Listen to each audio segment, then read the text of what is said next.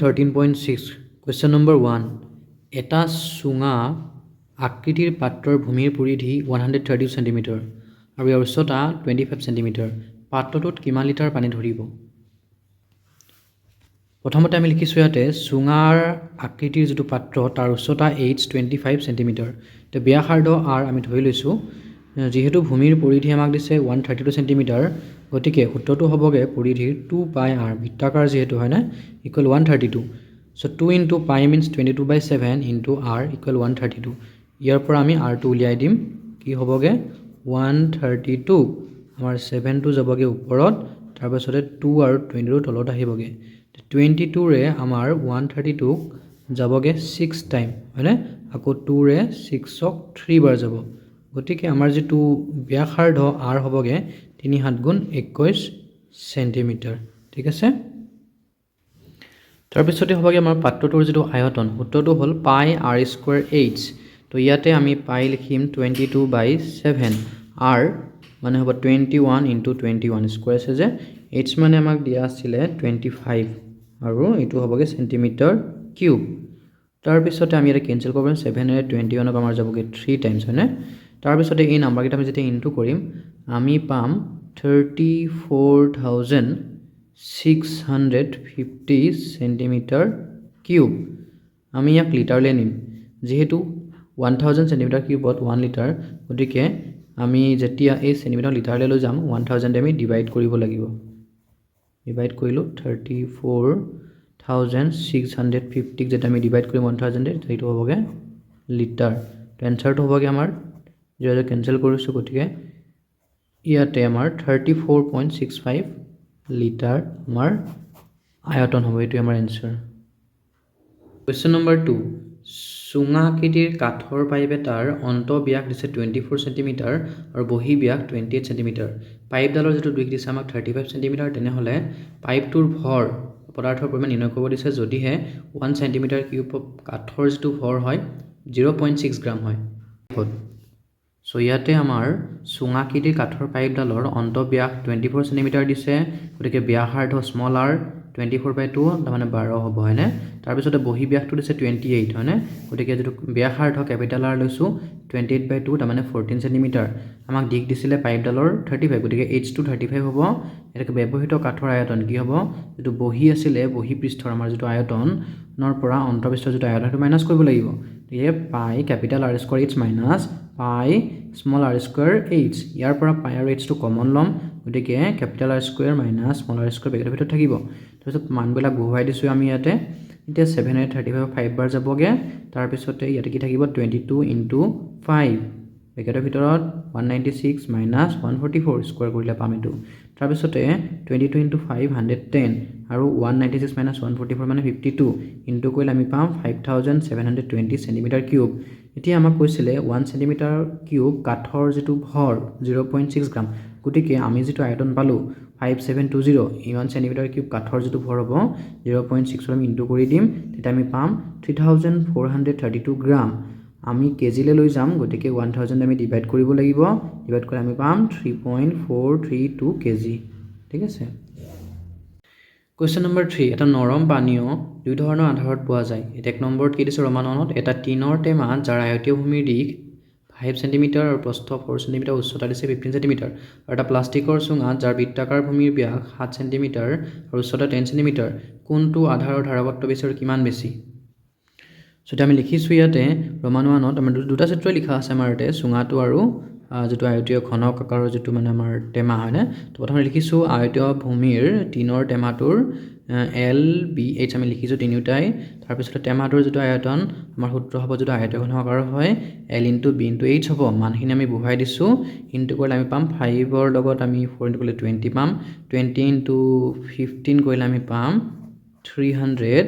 centimetre cube তাৰ পিছতে যেটো প্লাষ্টিকৰ চুঙা আছিল তাৰ ভূমি ব্যাস দিছিল 7 সেন্টিমিটাৰ গতিকে ব্যাসাৰ্ধ r 7/2 তাৰ পিছত h আমাৰ যেটো উচ্চতা 10 সেন্টিমিটাৰ দিয়া আছে তে চুঙাটোৰ যেটো আয়তন হ'ব পাই r স্কয়াৰ h ফৰ্মুলা মান কেটা আমি বহুৱাই দিছো তাৰ পিছত 7 ৰ লগত 7 কেনসেল কৰিছো 2 ৰে আমাৰ 10 ক 5 বাৰ যাব আকৌ এই 2 ৰে আমাৰ 20 ক 11 বাৰ যাব আমি এটা ইনটু কৰিম 11 into 7 into 5 আমি ইনটু কৰিলে পাম এটো 385 সেন্টিমিটাৰ কিউব এতিয়া আমাক সুধিছিলে কোনটোৰ মানে ধাৰকত্ব বেছি গতিকে কোনটোৰ বেছি হ'বগে চুঙাটোৰ বেছি হ'বগে হয়নে কিমান বেছি হ'ব 385 ৰ পৰা আমি 300 মাইনাছ কৰি দিম গতিকে 85 সেন্টিমিটাৰ কিউব বেছি হ'ব হয়নে এটো আমাৰ আনসাৰ কোৱেশ্চন নম্বৰ 4 যদি এটা চুঙাৰ পাৰ্শ্ববিষ্টকালি 94.2 সেন্টিমিটাৰ স্কয়াৰ হয় আৰু উচ্চতা 5 সেন্টিমিটাৰ তেন্তে ভূমি ব্যাসাৰ্ধ আৰু আয়তন নিৰ্ণয় কৰিব দিছে পাইটো ল'ব দিছে 3.14 গতিকে আমি লৈছো ইয়াতে ধৰা হল চুঙাটোৰ যিটো ব্যাসাৰ্ধ r ধৰি লৈছো তে উচ্চতা আমাক h 5 সেন্টিমিটাৰ দিয়া আছে যেটো প্ৰশ্নমতে according to question কি দিছিলে পাৰ্শ্ববিষ্টকালি কি দিছিলে 94.2 সেন্টিমিটাৰ স্কয়াৰ গতিকে পাৰ্শ্ববিষ্টকালি সূত্ৰটো কি আছিল আমাৰ চুঙাৰ 2 পাই r h ইকুৱেল 94.2 তাৰ পিছতে 2 into পাই মানে হৈছে কি আমাৰ ল'ব দিছিলে 3.14 আৰু আমি নাজানো h মানে আমাৰ 5 ইফালে থাকিব 94.2 আমি যেটা ইনটু কৰিম 2 5 যে 10 হ'ব 10 ৰ লগত যেটা আমি ইনটু কৰিম গেটো 3.14 আমি পাম 31.4 হয়নে ইনটু r ইকুৱেল 94.2 তাৰ পিছতে আমি ইয়াৰ পৰা r টো উলিয়াই দিম মানে 94.2 ইফালে ইফালে গলে কি হ'ব এটো 31.4 টো ডিভাইড হ'ব হয়নে গতিকে আমি যেটা ক্যান্সেল কৰিম এবাৰ যাব আমাৰ 3 বাৰ যাব 3 4 12 তাৰপিছত 3 1 3 plus 1 4 then 3 9 ঠিক আছে গতিকে আমাৰ যেটো ৰেডিয়াস বা ব্যাসাৰ্ধ 3 সেন্টিমিটাৰ হ'ব হয়নে তাৰ পিছতে আমি ওলাম এতিয়া চুঙাটোৰ আয়তন সূত্ৰটো হ'ল পাই r স্কয়াৰ h পাই মানে হৈছে আমি ল'ব দিছিলে 3.14 r স্কয়াৰ 3 into 3 আৰু h টো আমাক দিছিলে 5 এটো হ'বগে সেন্টিমিটাৰ কিউব আমি যেতিয়া এই গুটে কেইটা নাম্বাৰ আমি ইনটু কৰিম আমি পাম 141.3 সেন্টিমিটাৰ কিউব এটা আমাৰ आंसर ঠিক আছে নম্বৰ 5 10 মিটাৰ গভীৰতাৰ চুঙাকৃতিৰ পাত্ৰ এটাৰ অন্তৰ্ভাগৰ বক্ৰপৃষ্ঠত ৰং কৰোতে খৰচ হয় 2200 টকা ৰং কৰাৰ খৰচ প্ৰতি বৰ্গ মিটাৰত আমি দিব লাগে 20 টকা তেন্তে নিৰ্ণয় কৰিব দিছে আমাক পাত্ৰটোৰ অন্তৰ্ভাগৰ বক্ৰপৃষ্ঠকালি ভূমি ব্যাসাৰ্ধৰ পাত্ৰটোৰ ধাৰকত্ব গতিকে আমাৰ ইয়াতে কি দিছে যে চুঙাকৃতিৰ পাত্ৰ এটাৰ অন্তৰ্ভাগৰ বক্ৰপৃষ্ঠত ৰং কৰোতে মুঠ খৰচ হয় 2200 টকা আৰু ৰং কৰা খৰচ প্ৰতি বৰ্গ মিটাৰত কিমান টকা দিব 20 টকা দিব লাগে গতিকে যেটো মুঠ খৰচ হয় আৰু প্ৰতি বৰ্গ মিটাৰত কিমান টকা 20 টকা আমি যে মুঠ খৰচ হক 20 টকাৰ হৰণ কৰিম তেতিয়া আমাৰ পাত্ৰটোৰ যেটো অন্তৰ্ভাগৰ বক্ৰপৃষ্ঠ উলিয়াই যাব হয় নহয় গতিকে 2200 টকা আমি ডিভাইড কৰিবলৈ বিচাৰে তেতিয়া আমাৰ যেটো বক্ৰপৃষ্ঠকালি আমি পাই যাম 0 0 কেনসেল যাব আৰু 2 ৰে যেটা কেনসেল কৰিম এটা হ'বগে আমাৰ 110 বৰ্গ মিটাৰ বা মিটাৰ স্কয়াৰ এটো আমাৰ হৈছে অন্তৰ্ভাগৰ বক্ৰপৃষ্ঠকালি হয়নে তাৰ পিছতে উচ্চতা আমাক দিছে 10 মিটাৰ নহয় জানো ৰোমানটোত আমাক কি কৰিম আমি অন্তৰ্ভাগৰ বক্ৰপৃষ্ঠকালি আমি লিখিলো 110 পালো তাৰ পিছতে আমাৰ সূত্ৰটো হৈছে 2 পাই rh বক্ৰপৃষ্ঠকালি হয়নে ইকুৱেল 110 তাৰ পিছত 2 পাই মান বহালো r আমি নাজানো h টো বহালো ইকুৱেল 110 ইয়াৰ পৰা r টো হ'বগে আমাৰ 110 থাকিব ইফালে 7 টো ওপৰত যাব বাকি সংখ্যাবিলাক আমাৰ তললৈ আহিব হয়নে আমি এটা কেনসেল কৰিম 0 0 কেনসেল যাব তাৰ পিছতে আমাৰ 11 ৰে 22 যাবগে 2 বাৰ গতিকে ওপৰত থাকিব 7 তলত থাকিব আমাৰ 4 r ইকুৱেল আমি কি পালো 7/4 তাৰ মানে r ইকুৱেল 7/4 মানে হ'বগে আমাৰ 1.75 মিটাৰ এটো হ'লগে আমাৰ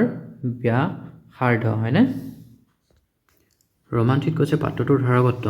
গতিকে আয়তন সূত্ৰটো হৈছে পাই r স্কয়াৰ h তো পাই মান বহালো তাৰপিছত r ৰ মান আমি অলপ আগতে পাইছিলো 1.75 আমি দুবাৰ লিখিলো ইনটু h মানে আমাক 10 দিছিলে গতিকে মিটাৰ কিউব হ'বগে হয় না ইয়াতে 7 ৰে আমি 1.75 কেনসেল কৰিছো এটো হ'ব 0.25 এই গুটে কেইটা নাম্বাৰ আমি ইনটু কৰতে পাম 96.25 মিটাৰ কিউব আমি যেহেতু জানো 1 মিটাৰ কিউবত কিমান লিটাৰ হয় 1000 লিটাৰ গতিকে ইয়াত কি হ'বগে 96.25 ইনটু 1000 লিটাৰ তাৰ পিছত আমি কি লিখিম 96.25 যেটো 1000 লিটাৰ মানে আমি লিখিব পাৰো কিলো লিটাৰ গতিকে আমাৰ এটো আমাৰ आंसर হ'বগে ঠিক আছে কোৱেশ্চন নম্বৰ 6 1 মিটাৰ উচ্চতা বিশিষ্ট বন্ধ চুঙা আকাৰৰ পাত্ৰ এটাৰ ধাৰকত্ব 15.4 লিটাৰ এটো হাজিবলৈ কিমান বৰ্গ মিটাৰ ধাতুৰ পাত লাগিব হয়নে তুমি কৰো এতিয়া তো চুঙাকৃতিৰ যেটো পাত্ৰ তাৰ ধাৰকত্ব দিছিলে 15.4 লিটাৰ এতিয়া আমাৰ ইয়াত লিখিছো মই 1000 লিটাৰত কিমান মিটাৰ কিউব আছিল 1 মিটাৰ কিউব গতিকে আমি লিটাৰক যেতিয়া মিটাৰ কিউবলৈ লৈ যাম তেতিয়া 1000 আমি ডিভাইড কৰিব লাগিব গতিকে আমি ইয়াত কি কৰিব লাগিব 15.4 ক মিটাৰ কিউবত নিবৰ বাবে আমি 1000 ৰে ডিভাইড কৰিব লাগিব তেতিয়া এটো হৈ যাবগে মিটাৰ কিউব তে ডিভাইড কৰিলে 1000 ৰে কি হ'বগে পইণ্টটো তিনিটা প্লেস শিফট হ'ব লেফট সাইডত তাৰ মানে 0.0154 মিটাৰ কিউব হ'বগে আমাৰ যেটো ধাৰকত্ব বা আয়তন এতিয়া আমি ধৰি লৈছো ব্যাসাৰ্ধটো r চুঙাটোৰ উচ্চতা h আমাক দিয়া আছে 1 মিটাৰ তাৰ পিছতে আয়তন বা ধাৰকত্ব আমাৰ ইয়াৰ আগতে পালো আমি 0.0154 মিটাৰ কিউব তে সূত্ৰটো হৈছে আমাৰ যেটো চুঙাকৃতিৰ হয় গতিকে পাই r² h ইকুৱেল এই নাম্বাৰটো হ'বগে 0.0154 তাৰ পিছতে পাই মান বহালো r² h মানে 1 ইকুৱেল 0.0154 r² টো আমি ৰাখিছো ইফালে তাৰ পিছত 7 টো যাবগে ওপৰত আৰু 22 আহিবগে তলত এতিয়া আমি ইয়াত কেনসেল কৰিব পাৰিম 22 ৰে 0.0154 আমাৰ যাবগে 7 টাইমছ কিন্তু পইণ্ট আছে পইণ্টৰ 4টা ডিজিট আছে যে গতিকে আমি ইয়াতে তেনেকৈ দিব লাগিব 1 2 3 4 পইণ্ট দিলো ইয়াতে তো 0.0007 তাৰ পিছতে আমাৰ r² গলে r² ইকুৱেল আমাক কি হ'বগে এটো আমি ইনটু কৰিব লাগিব হয়নে এতিয়া r² ইকুৱেল যেটা ইনটু কৰিম এটো কি হ'বগে 0.0049 তো এতিয়া আমি উলাম এতে r উলাবৰ কাৰণে আমি ল'ব লাগিব স্কয়াৰ ৰুট 0.0049 ইয়াৰ যেটো স্কয়াৰ আমাৰ হ'বগে 0.07 ঠিক আছে এটো হ'বগে মিটাৰ এটাকে পাত্ৰটোৰ যেটো মুঠ পৃষ্ঠকালি কি হ'বগে 2 pi r whole into r plus h 2 into pi মান লিখিলে 27 আমাৰ r হ'লগে 0.07 r মানে 0.07 আৰু h দিছিল আমাক 1 হয়নে এতিয়া আমি 7 আৰু ইয়াক কেনসেল কৰিম কিমান বাৰ যাব 0.01 বাৰ যাব 2 ইনটু 22 মানে 44 ইনটু 0.01 মানে হ'বগে 0.44 ইনটু 0.07 plus 1 কি হ'বগে 1.07 আমি যদি দুটা নাম্বাৰ ইনটু কৰিম আমি পাম 0.4708 মিটাৰ স্কয়াৰ ঠিক আছে 0.4708 মিটাৰ স্কয়াৰটো আমাৰ মুঠ পৃষ্ঠকালি ঠিক আছে কোৱেশ্চন নম্বৰ 7 এডাল কাঠ পেন্সিলৰ ভিতৰত যেটো গ্ৰেফাইট আছে গোটা চুঙা এটা ভৰোৱা এটা কাঠৰ Question number 7 এডাল কাঠ পেন্সিল ভিতৰত গ্ৰেফাইটৰ গোটা চুঙা এটা ভৰোৱা এটা কাঠৰ চুঙাৰে গঠিত পেন্সিলডালৰ যেটো ব্যাস দিছে 7 মিমি আৰু গ্ৰেফাইটৰ ব্যাস 1 মিমি তে পেন্সিলডালৰ দিক দিছে 14 সেমি তেনে হলে ইয়াত লগা যিখিনি কাঠ আৰু গ্ৰেফাইটৰ আয়তন আমাক নিৰ্ণয় কৰিব দিছে ঠিক আছে গতিকে ইয়াতে আমি লিখিছো এডাল পেন্সিল হয় পেন্সিলডালৰ ভিতৰত আমাৰ গ্ৰেফাইট আছে ঠিক আছে আৰু এখিনি হৈছে কি আমাৰ কাঠ হয়নে গতিকে পেন্সিলডালৰ যেটো ব্যাস দিছে 7 মিমি গতিকে ব্যাসাৰ্ধ ক্যাপিটাল R লৈছো 7/2 হ'বগে মিলিমিটাৰ হয়নে তো 3.5 মিলিমিটাৰ হ'ব আমি যেটো সেন্টিমিটাৰ নিব লাগিব গতে 10 দি আমি ডিভাইড কৰিব লাগিব হয়নে মিলিমিটাৰৰ পৰা সেন্টিমিটাৰ নিবলে আমি 10 দি ডিভাইড কৰিব লাগিব ডিভাইড কৰিলে কি হ'ব এই পইণ্টটো লেফট সাইড এটা প্লেস শিফট হ'ব মানে 0.35 আমাৰ এটো হ'বগে সেন্টিমিটাৰ হয়নে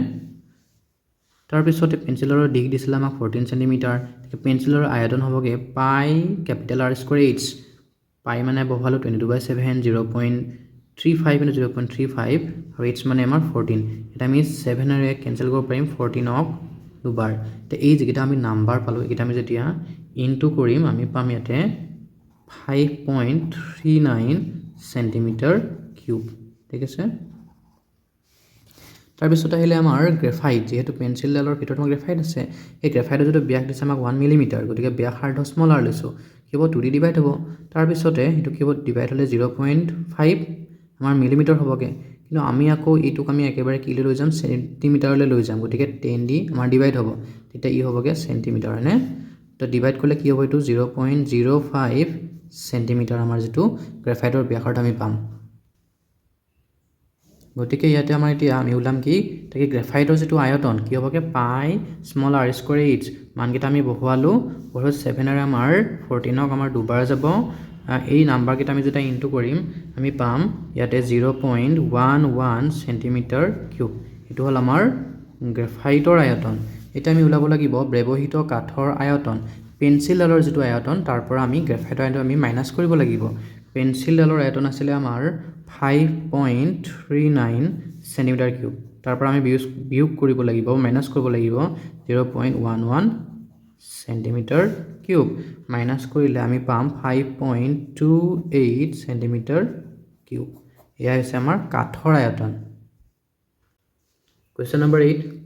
হস্পিটালত থকা এজন ৰোগীক প্ৰতিদিনে 7 সেন্টিমিটাৰ ব্যাসৰ চুঙাকৃতিৰ বাটি এটাত চুৰু হাবা চুপ খাবলৈ দিয়া হয় বাতিটোৰ 4 চেণ্টিমিটাৰ উচ্চতালৈ যদি চুৰুহা বৰুৱা হয় তেনেহ'লে 250 জন ৰোগীৰ বাবে এদিনত হস্পিটেলখনে কিমান চুৰুহাৰ যোগান ধৰিব লাগিব